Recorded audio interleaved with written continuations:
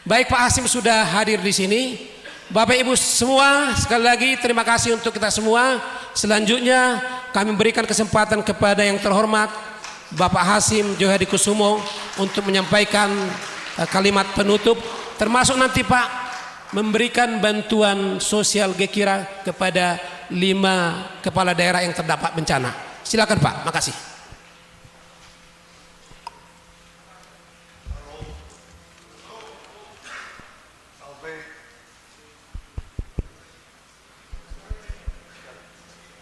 Assalamualaikum warahmatullahi wabarakatuh. Bapak Gubernur Pak Bobi Nasution yang saya banggakan dan saya hormati, Bapak Eforus, Pak Victor, Pendeta Victor Timanduman yang saya sayangi, saya banggakan, para wamen, adik-adik saya yang saya kagumi, saya cintai, bapak-bapak kepala daerah, tidak ada ibu ya kepala daerah ya. Bapak-bapak, Pak Hari Siregar, Kajati, Bapak Kapolres, Bapak Dandim, para hadirin yang dan ibu-ibu semuanya yang saya hormati, selamat siang. Horas, Yahoo, Mai Jua-Jua. Itu sudah lengkap ya. Yahoy. Pertama-tama ingin saya haturkan terima kasih kepada panitia, Pak Nurdin, Pak Nixon, Pak Daniel tadi ya, atas perkarsa mengadakan suatu acara yang sangat penting ini.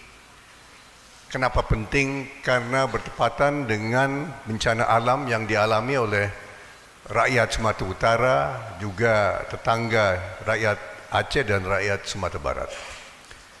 Kalau kesimpulan yang tadi disebut oleh Pak Nixon, mungkin saya ringkas saja ya, bahwa sudah banyak yang sudah dipaparkan, disampaikan oleh 3 wamen. Kita beruntung, saya beruntung bahwa didampingi oleh 3 wamen. Saya kira ini luar jarang sekali ya.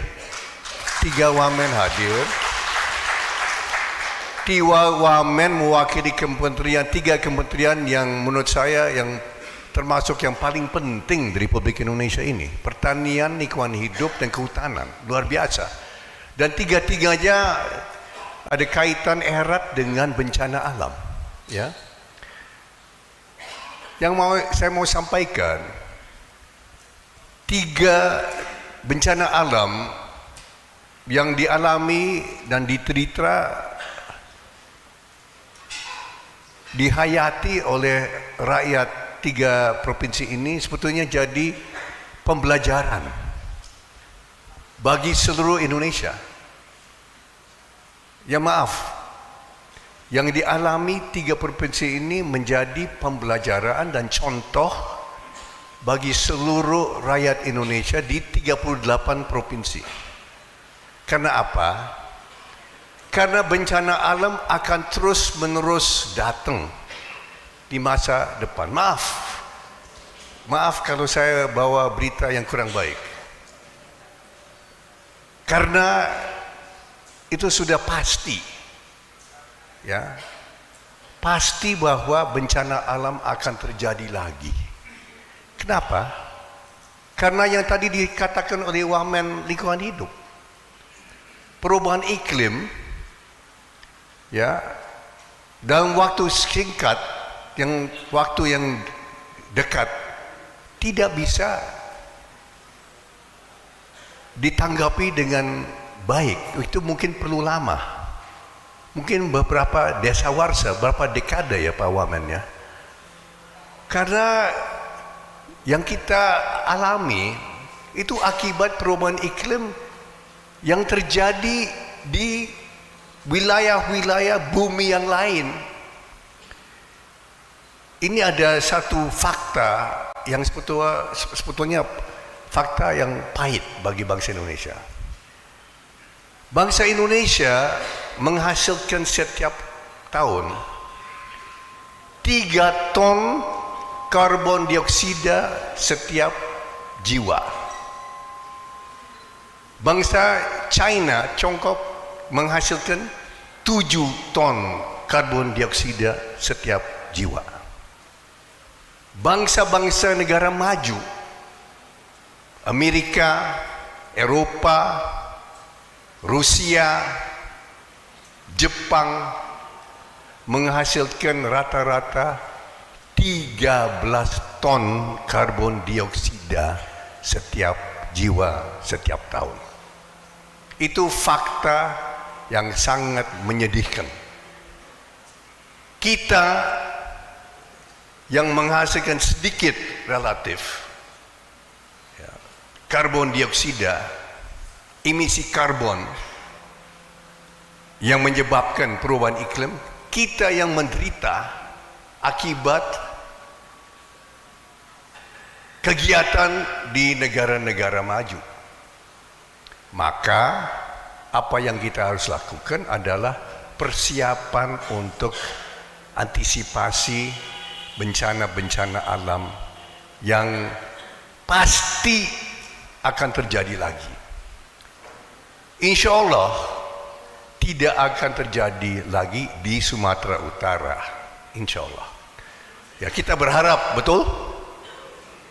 Ini tugas dari Pak Gubernur dan Kepala Daerah, Bupati untuk persiapan. Kalau terjadi lagi, bagaimana untuk meminimalisasi, kalau bisa mengurangi sampai nanti dampak negatif itu sedikit mungkin. Tapi kepala daerah, bupati dan gubernur di provinsi lain harus antisipasi, harus persiapan. Jawa Barat, Jawa Tengah, Jawa Timur juga rentan. Ya, hujan itu di seluruh Indonesia. Saya punya 2 rumah di Pulau Bali dan saya bersaksi, Pak Bobby, yang saya alami sejak 15 tahun ini, itu curah hujan yang luar biasa di Pulau Bali yang belum terjadi dulu. Hujan dan hujan lagi, dan itu bukan hanya hujan gerimis, itu seperti satu sungai jatuh, seperti dialami oleh rakyat Sumatera Utara. So sekarang pembelajaran, mungkin Kira dan Gerindra bisa mengajarkan kepada seluruh 38 provinsi, sudah harus antisipasi sekarang. Saya belajar dari presiden yang kebetulan saja adalah kakak kandung saya. Dia mungkin karena dia tentara, mantan jenderal, dia selalu antisipasi yang terburuk. Sewaktu dia Menteri Pertahanan, kebetulan saja baru saja terjadi COVID-19. Apa dia lakukan sebagai Menteri Pertahanan? Karena kesehatan itu sangat penting bagi pertahanan negara. Kenapa? Kalau tentara, prajurit jatuh sakit, kena COVID, itu berarti apa? Berarti tentara kita lemah, tidak bisa berfungsi semestinya. Maka dia sebagai Menteri Pertahanan rencanakan pembangunan 16 pusat kesehatan, Health Security Center, pusat keamanan kesehatan, dibawa ke Kementerian Pertahanan, 16 untuk antisipasi COVID yang akan datang. Karena dia cerita sama saya, sama staf juga, bahwa kita sebagai bangsa Indonesia harus antisipasi COVID yang datang lagi. Karena COVID ini kemungkinan besar juga karena perubahan iklim. Perubahan iklim kenapa? Karena berdampak kepada satwa liar kepada manusia. Maka kita harus antisipasi COVID. Mungkin COVID tahun 30, mungkin COVID 35. Dan ternyata waktu terjadi COVID-19 hanya satu laboratorium di seluruh Indonesia yang siap untuk memeriksa sampel-sampel COVID. Dari Papua sampai Aceh harus dikirim ke Jakarta karena hanya satu laboratorium. Sekarang di bawah Menteri Pertahanan saya dengar ada 16 yang sedang disiapkan dan mau dibangun untuk di seluruh Indonesia. Saya dengar di Medan juga, Pak, di bawah Kodam, rumah sakit militer nanti di situ akan menjadi tempat laboratorium untuk kesehatan mengantisipasi COVID. Nah, ini apa kaitan dengan bencana alam? Karena sama juga kita harus antisipasi bencana alam yang akan datang. Ya, karena cuaca yang berubah. Rakyat di Pulau Jawa, rakyat di NTT, di NTB, di Kalimantan, di Sulawesi, di Maluku sampai ke Papua harus siap untuk antisipasi. Berarti apa? Berarti stok pangan untuk nanti dipakai oleh mungkin BNPB, Pak Wamen, Pertanian. Mungkin di situ sudah harus siap stok cadangan untuk antisipasi bencana-bencana alam. Ya, ini bukan harapan saya ya. Ya, insya Allah tidak akan terjadi. Tapi maaf, saya agak sedikit pesimis mengenai perubahan iklim. Ya, perubahan iklim ini terjadi di mana-mana, bukan di Indonesia, dan kita lihat bencana alam terjadi di Amerika, terjadi di Eropa, terjadi di Brazil, Amerika Selatan, terjadi di mana-mana.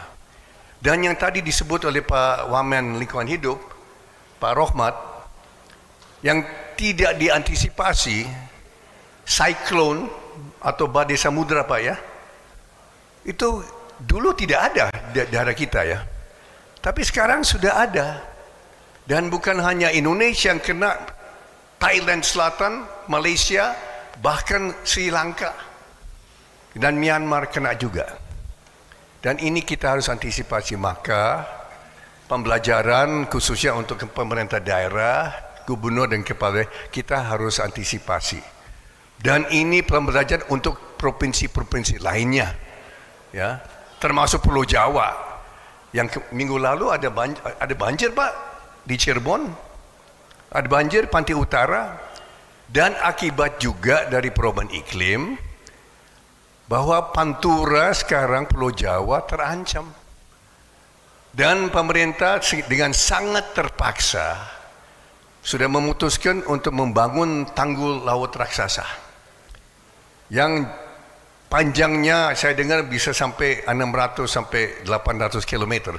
Ini untuk menjaga kelestarian sawah-sawah yang terletak, lahan sawah terletak di Pantura Pulau Jawa, di mana kalau tidak salah 80 sampai 100 juta jiwa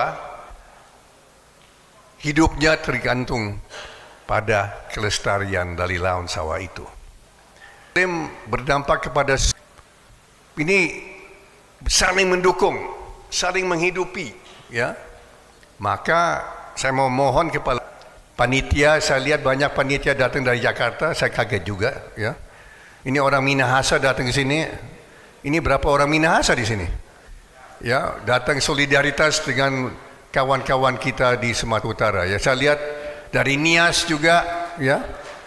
Kita tepuk tangan dari